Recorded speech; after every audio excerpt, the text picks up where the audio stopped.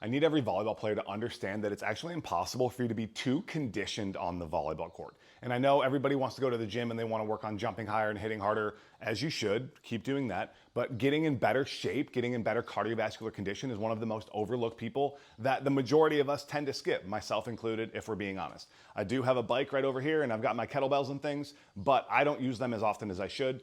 But here's the thing, is the better your conditioning, the better every aspect of your game gets as well.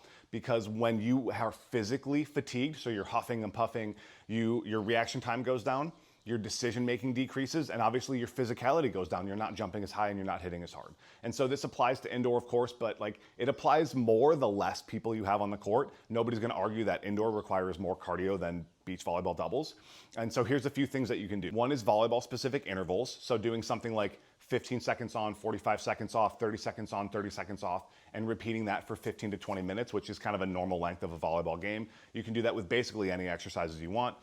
Number two is gonna be using training as your conditioning. So if you're doing training or if you're playing in a league, do things that are gonna make it harder. For example, a few years ago, I made sure to jump serve all of the time as a full-time blocker because I knew that was gonna make volleyball harder for me. It was gonna be higher heart rate, and then I was getting a better conditioning stimulus out of that. And then number three is what we call low WES scale movements. WES stands for weight bearing, eccentric, and skill. And so you wanna find ideally exercises that have those qualities.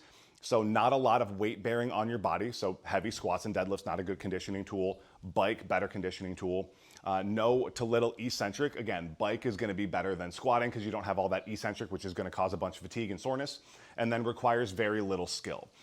Going and pedaling on that bike as hard as you can requires absolutely zero skill, where if you're even running requires a decent amount of skill to do that. So if you can take those low WES movements, you do them in some volleyball specific intervals, and then you do some things at volleyball to make it cardiovascularly harder, you will get in better condition than all of your friends and all of your teammates, and then you will be better than them at volleyball.